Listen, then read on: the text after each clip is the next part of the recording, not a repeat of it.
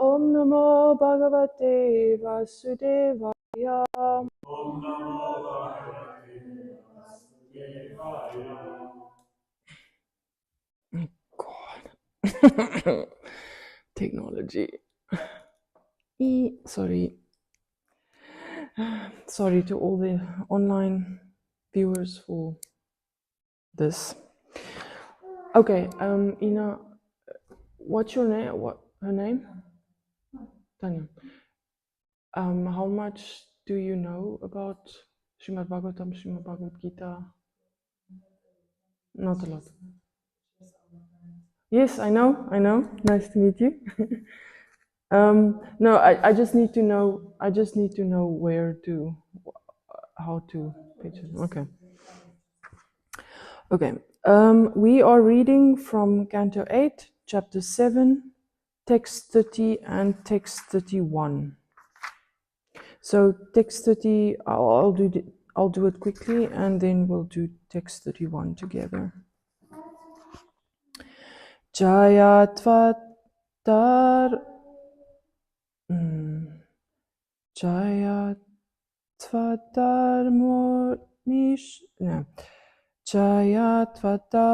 Murmishuyair Visargo Netratrayam Satvarajastamamsi Sankyat Manasastra Kritas Taveksha Chandomayo Devarishi Puranaha.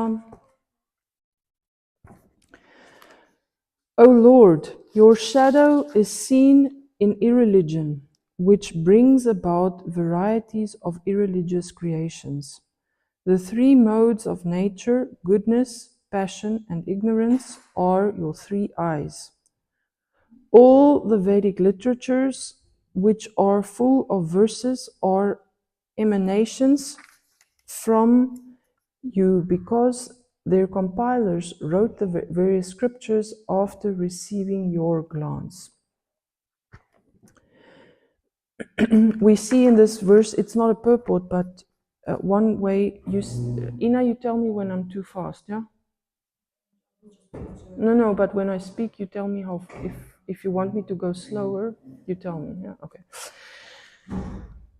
We see here that in some of the places in Srimad Bhagavatam, there are other places in the second canto that describe that the universal form of the Lord, his shadow is where all frustration and irreligion resides. So that's very good to know, because sometimes I find it very comforting to know that Krishna has a place for everything, even the bad stuff. So it's mentioned here again. And it's interesting that he says that the three modes of nature, goodness, passion, and ignorance, are your eyes. So the modes of nature, as we understand them, it's just the way of seeing the world. Basically, if you are happy and healthy and your body is working and you don't have a cold or your back doesn't hurt or you've slept enough and you're not hungry, then everything looks good. But if you're under stress and you work very hard and you have to do things, then you have another way of seeing the world. And if you're in tamas, meaning ignorance, meaning you can't even get up, in the morning, you maybe don't even take a shower, then that also influences the way you see the world. So it's just Krishna gives us everything, all the different ways of seeing the world. Somehow it comes from him. Right, so text 31.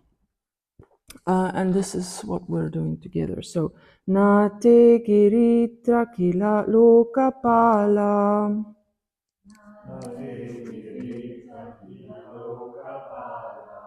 Nate Giritra Kila Lokapala.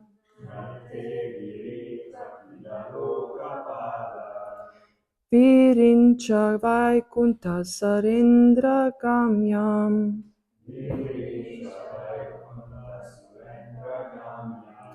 Virincha Vaikunta Sarendra Gamyam.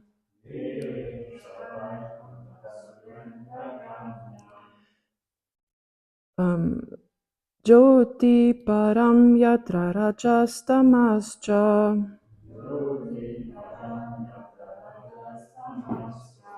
Jyoti Param Yatra Rajastamascha.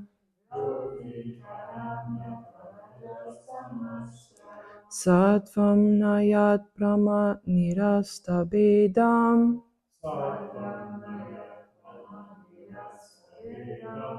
Sattvam Nayat Brahma Nirasta Bedam.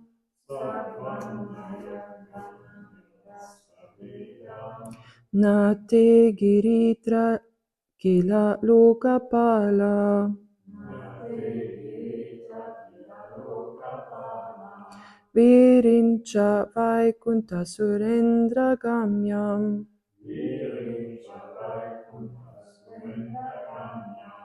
Jyoti Param Yatra Rajastamascha.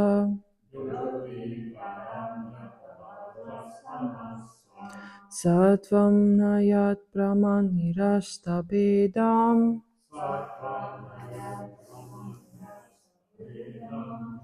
Prabhus?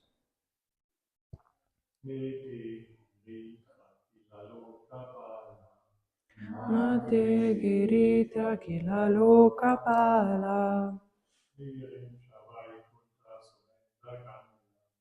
Virincha Vaikunta Surendra Gamyam. Jyoti Param Yatra Rajastamascha. Sattvam Yadam Bedam. Nate Giritra Kila Lokapala. Nate Giritra Kila Lokapala. Virincha Vaikunta Surendra Gamyam. Virincha Vaikunta Surendra Gamyam. Jyoti Param Yatra Rajastamascha. Jyoti Param Yatra Rajastamascha.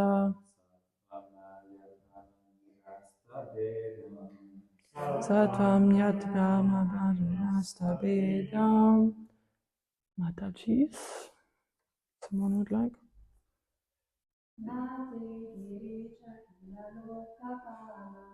Nate Giritra Kila Lokapala.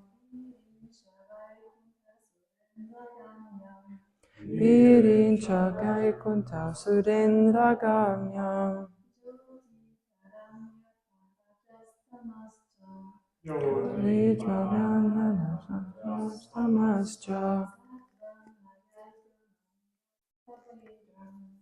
Sattvam Yanasta Vedam. Okay.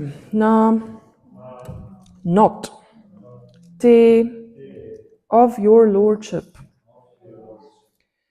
Giritra, O king of the mountains. Akila Lokapala.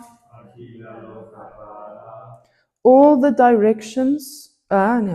all the directors of departments of material activities. Virincha, Lord Brahma. Vaikunta, Lord Vishnu. Sura Indra, the king of heaven. Gamyam, they can understand. Jyoti, effulgence. Param, transcendental. Yatra, wherein. Rajaha, the mode of passion. Tamahacha, and the mode of ignorance. Sattvam, the mode of goodness. Na, not. Yat Brahma, which is impersonal Brahman. Nirishta, Nirishta Bedam, without distinction between demigods and human beings. Okay.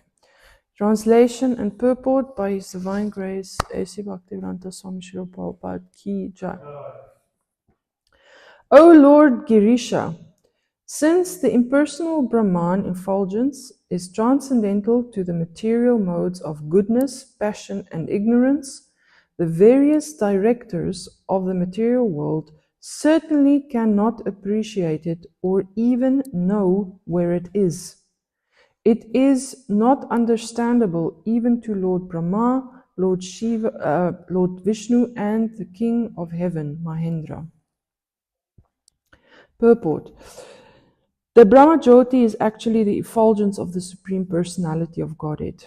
As stated in Brahma Samhita 5.40, Yasya Prabha Prabhavato Jagatanda Koti Shesha Vasudhati Vibhuti Binam Tat Brahma Nishkalam Anantam Ashesha Bhutam Govindam Adi Purusham Tam Aham Bhajami. I worship Govinda, the primeval Lord, who is endowed with great power.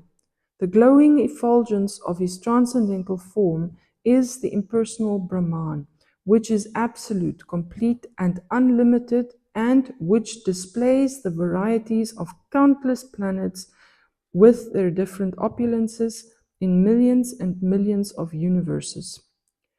Although the impersonal feature of the Absolute is an expansion of the rays of the Supreme Personality of Godhead, he does not need to take care of the impersonalists who enter the Brahma Jyoti.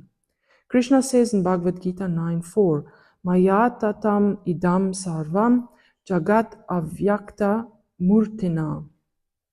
In my impersonal feature, I pervade this entire universe. Thus, the Avyakta Murti, the impersonal feature, is certainly an expansion of Krishna's energy. Mayavadis who prefer to merge into this Brahman effulgence worship Lord Shiva. The mantras referred to in text 29 are called Mukhani Panchopanishadas, Davesha. Mayavadis take all these mantras seriously in worshipping Lord Shiva. These mantras are as follows. There are 38, and it gives the beginning Sanskrit words of each verse. And if I have to do them right now, we'll sit here until tomorrow. So I'm not going to.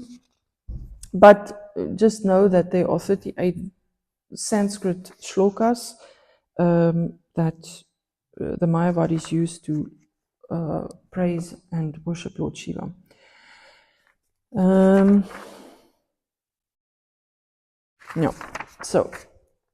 impersonal Brahman is unknown even to the other directors of the material creation, including Lord Brahma, Lord Indra, and even Lord Vishnu. This does not mean, however, that Lord Vishnu is not omniscient. Lord Vishnu is omniscient, but he does not need to understand what is going on in his all-pervading expansion. Therefore, in the Bhagavad Gita, the Lord says that although everything is an expansion of him, Maya tatam idam sarvam, he does not need to take care of everything.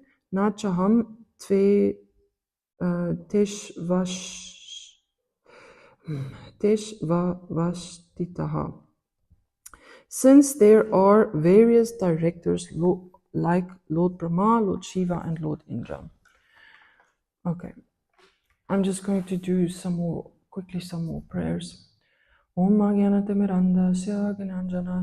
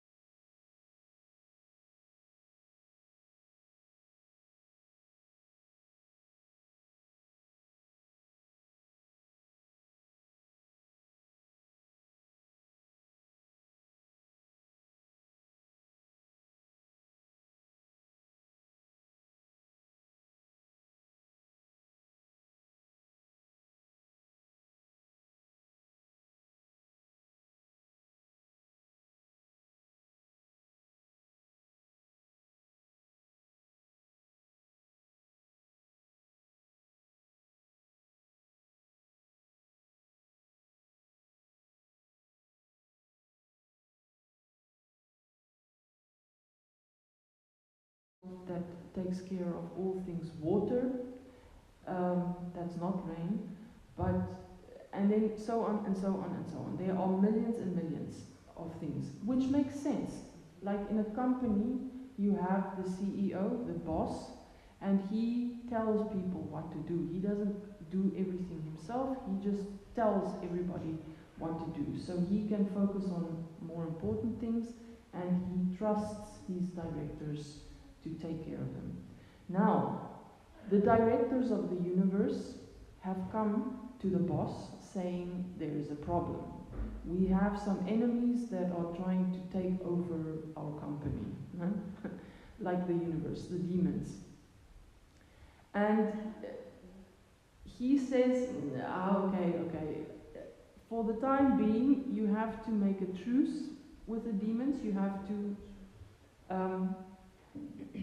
don't know, do you understand the word truce? Truce.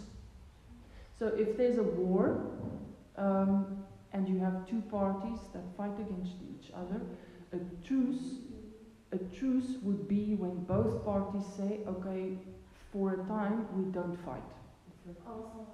It's not. It's like a temporary peace, not a permanent peace, but just like a break. They take a break.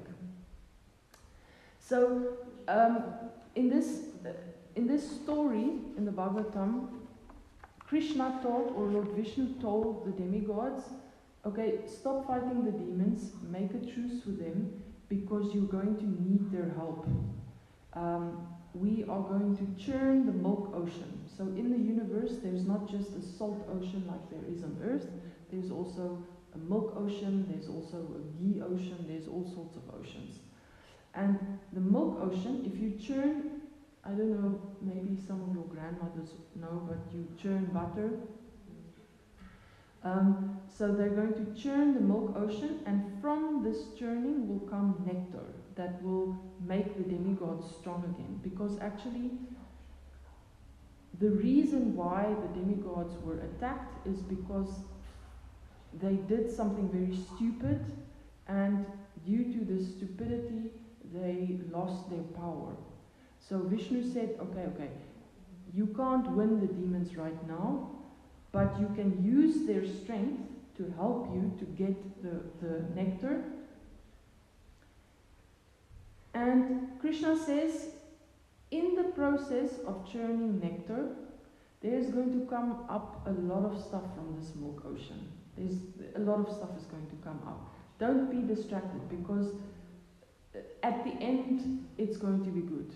And we can see this in our own life, that if you have a goal, like you want to reach something, there are many small steps that you have to take to reach it, and many times we get sidetracked by things.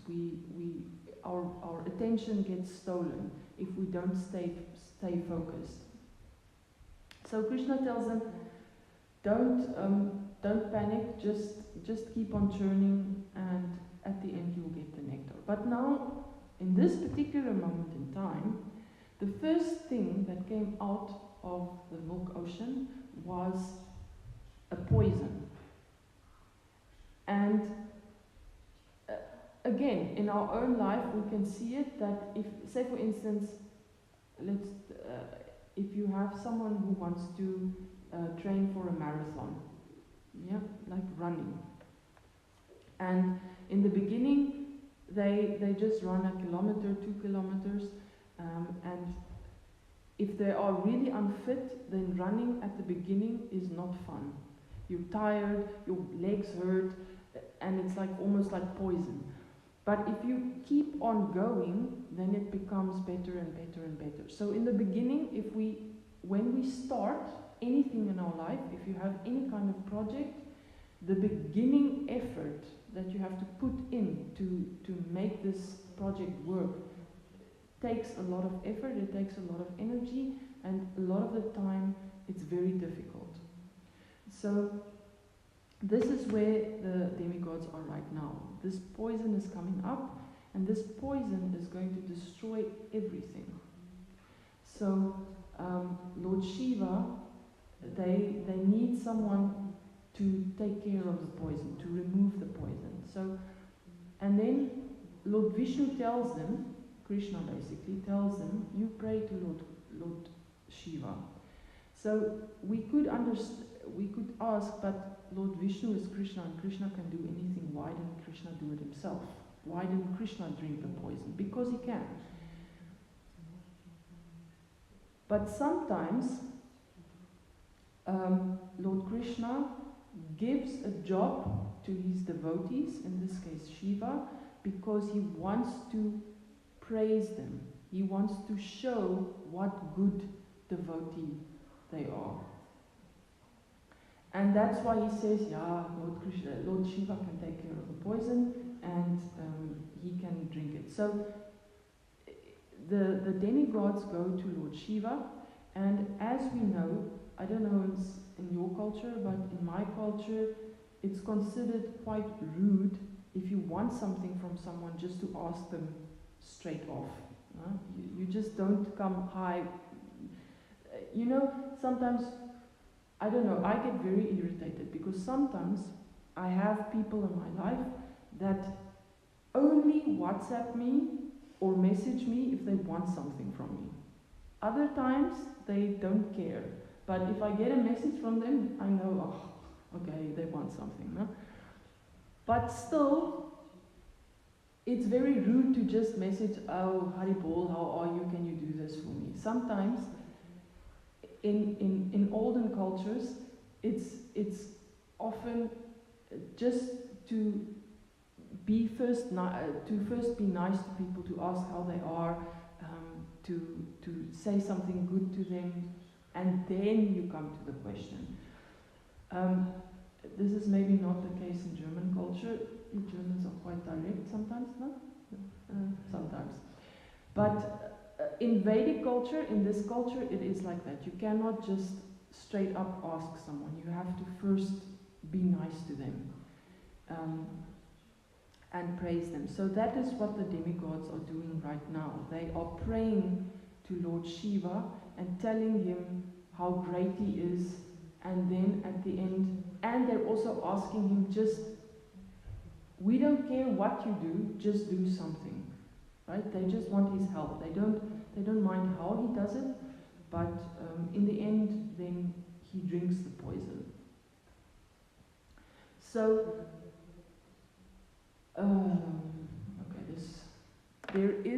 I listened to a lecture by someone else, by Krishna Kshetra Swami, and he did something really fun with this part of the Bhagavatam, something very useful to us. And he says that in crisis situations, there is a specific way of dealing with problems.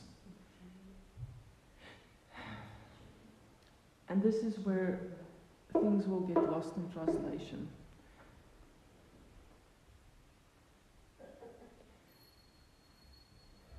Shri Radha Mohan Ki Jai.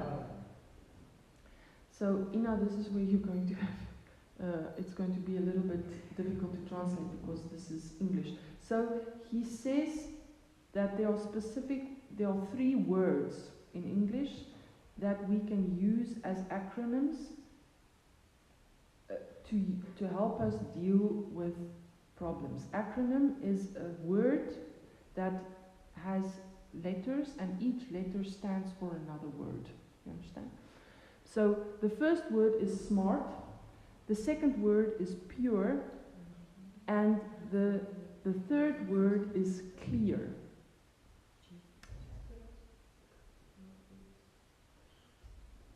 So the first word,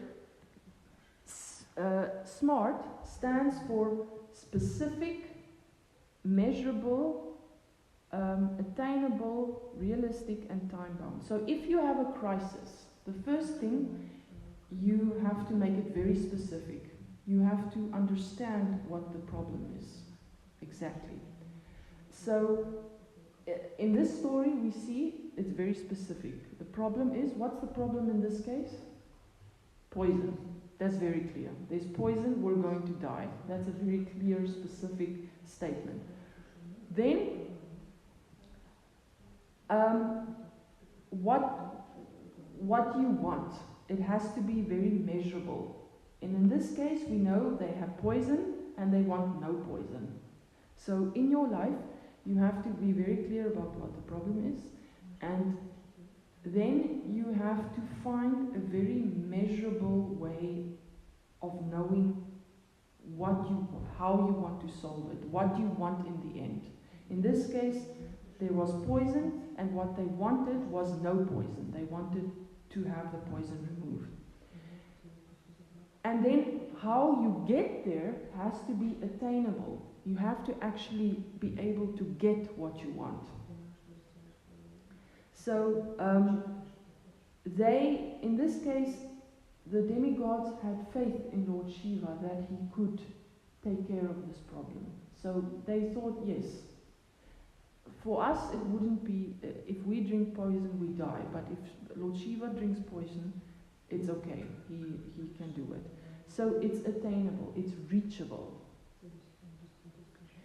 And then it has to be realistic, right? So when you have a crisis, you have to be realistic about the things that you can do to make it go away or to solve the problem.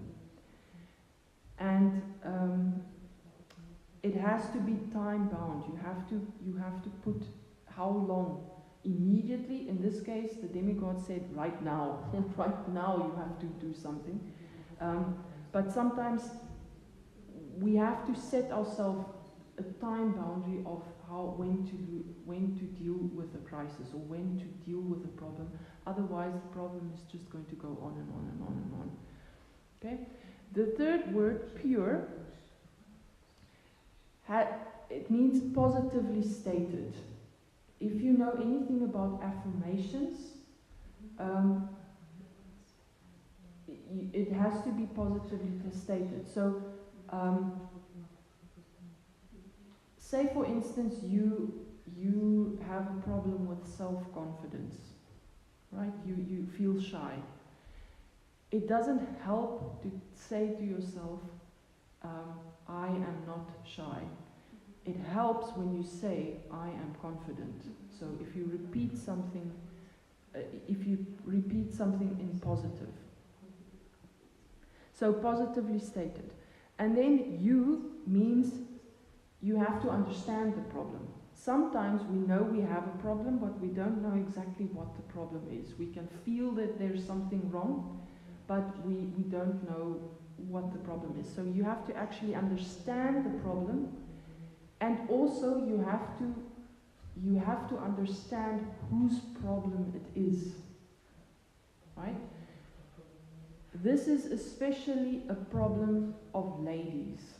I don't know, I have a problem with it, is that if someone comes to me with a problem, I immediately try and solve it for them, instead of understanding that it's not my problem, you know? Sometimes we accept the problems of other people.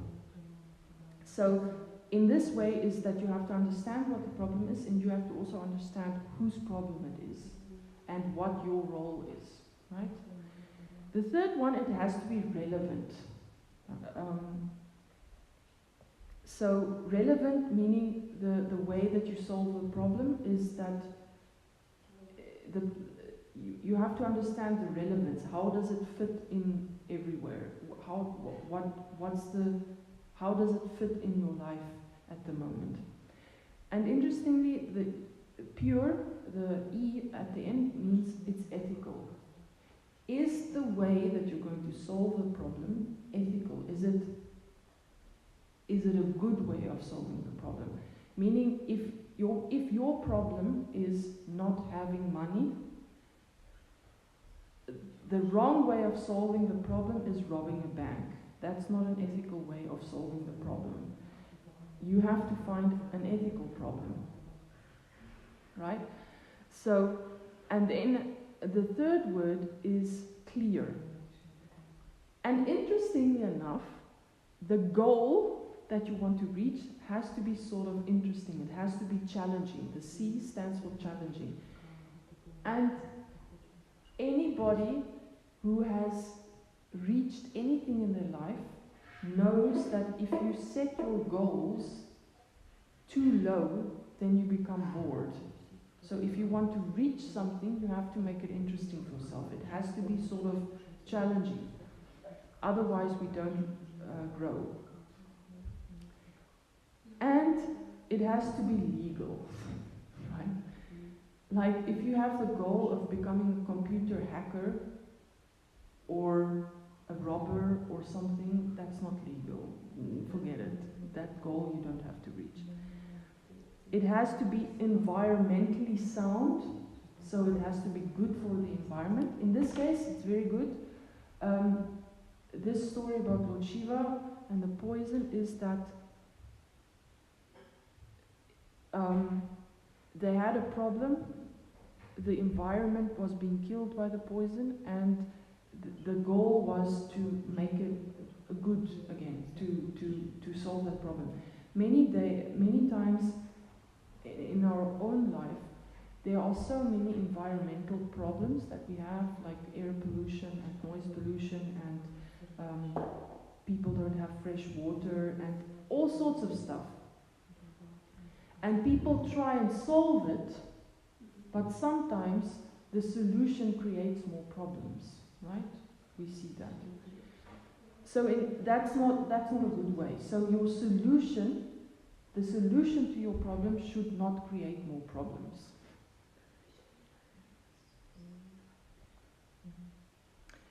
And then A, clear, stands for agreed. Like in the temple, if we have a problem anywhere in a business, in a temple, in the family, between friends, every single person that is somehow involved in this problem has to agree about what to do. So in this case, the demigods and the demons, they agreed that, okay, we are going to pray to Lord Shiva and that he will fix it. So they all pull together. Why is that important? Because if we have different ways of solving one problem, then it's like you're dividing energy. You're not putting all the energy into one solution, so it can't be solved because people try and pull. It's like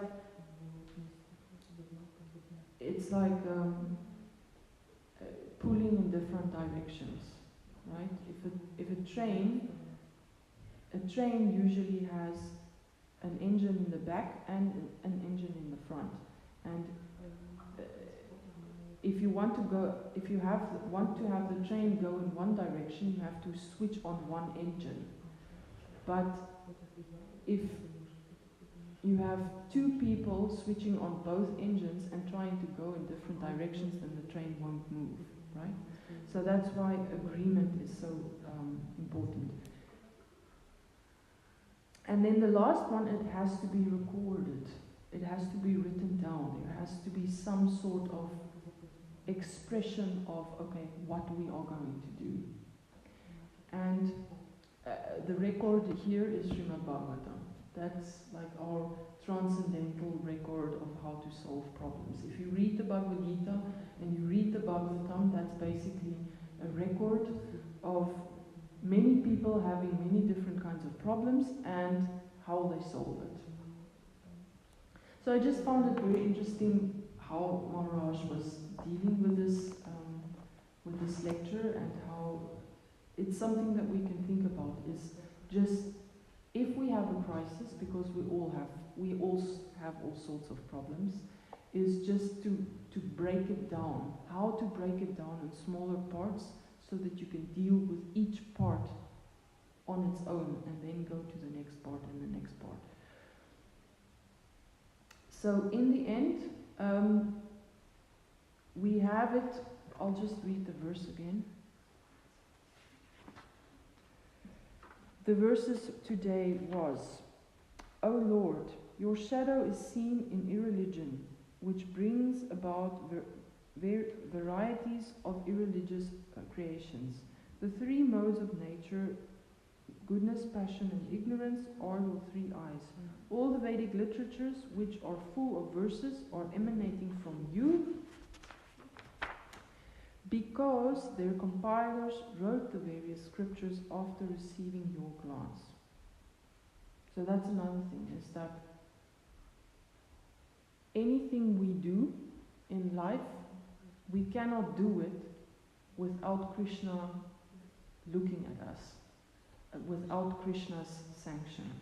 Okay, so any kind of talent you have, any kind of ability you have it because Krishna gave it to you. Okay. O Lord Girisha, since the impersonal Brahman effulgence is transcendental to the material modes of goodness, passion and ignorance, the various directors of the material world certainly cannot appreciate it or even know where it is.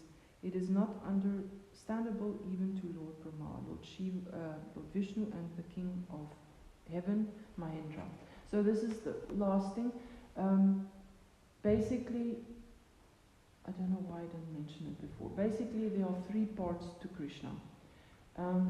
Krishna as a person, and then you have Krishna as the Paramatma, which is the part of Krishna, the super soul that lives within our heart, with us.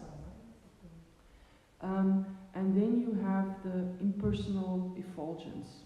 You can sort of think of it as an actor. Think of the most famous, your favorite most famous actor. All actors are real people. They have their families, they have their lives, they are real people. But as an actor, they sort of have this glamour and fame and they're beautiful and everything. But that's just one part of it. No? It's not the real person. So our goal is not to just look at Krishna and say, oh, the effulgence, and I want to be part of the effulgence. We want to know the real person. So for devotees, we don't think so much about the impersonal side. We don't think about the glitz and the glamour. We think about the real person. But it's good to know that Krishna gives space to everyone, right? If you want to just hang out with the famous people just because you like being part of their effulgence, then you can do that. But if you want to just sit down with that person and talk to them and get to know them, you can do that too. So that's the same with Krishna. He gives space to everyone. And he's also the person that is the supreme. He's the person that you ask to help you. So if you remember anything about this lecture today, that if you have anything going on in your life, you go to Krishna. That's basically the sum total of the lesson we have to learn. You clearly express your problem to Krishna and you ask him for help. Because Krishna is the only person that can help us. Alright, that's it. Anybody, any questions? Any comments? I know it was a lot. Anything? Any realizations?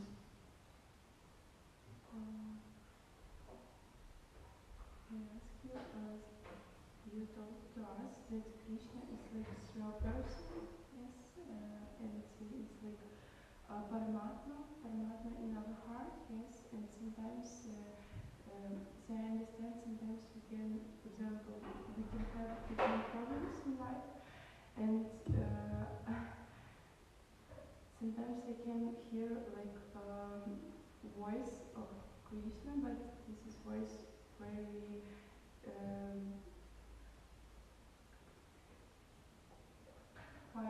quiet, and it's really too hard to hear this voice, and sometimes like emotions can be loud, and how to hear the voice? Yes, better? how to remember this voice. Yeah, it's a very good question. So The question is that Krishna is the super soul. Sometimes if we have a problem, we hear from inside. Some voice in our head will talk to us, but sometimes the emotions and the chaos of life makes it difficult to hear Krishna's voice inside of us. That is one of the main reasons why meditation is so important. You know? So that's, we teach, in the Bhakti Yoga tradition, we understand that we meditate first and foremost because we want to get to know Krishna. So we want to spend time with him. But the material effect of meditation is to quiet down the chaos, to quiet down the emotions, and to make yourself quiet so that you can hear the voice. So sometimes if you have, I'm going to give you an example. You have a sheepdog that herds sheep, like you have the animals, sheep, and then you have the dog that has to send them everywhere. But the dog has to listen to the master, right? No? But sometimes it's too loud. The sheep are making noise and whatever, and he can't hear what his master is telling him. So what he does is he goes up a little hill or somewhere where the noise is not so loud. So then he can hear again, because sound travels up, right? So that's the same thing with meditation, is that we take ourselves out of the noise so that we can hear the voice of Krishna better. So that's why japa is so important. That's why spending time with devotees are so important. Spending time with people that believe the things that you believe, because they ground you. They give you safety, they make you feel peaceful, and that's why kirtan is so important, because it all helps us just to hear that voice.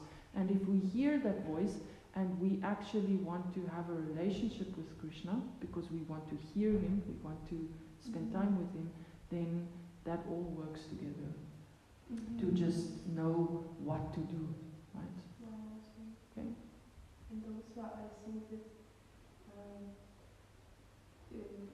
every person has a Paramatma, Yes, there's a Paramatma in every living in our entity. heart, and sometimes we can like close heart or open heart, yes, and when we open Krishna, we can hear Krishna. Yeah. But when we close, no voices. Yeah. That's what basically what the Mayavadis do, is they, or anybody who turns away from any kind of spiritual path, is that they're just putting Krishna in a box and they're sealing him, and they ignore him. So yeah. So spirituality means that you get into touch with the spiritual, with Krishna. Okay, I think we're all ready for breakfast. Thank you very much for translation and for listening. Grantara Srimad Bhagavatam ki jai, Srila Prabhupada ki jai. Paramahansa Kripa Sindhubheva Patitanam Pavanebhyo Vaishnavyo Namo Namah. Okay.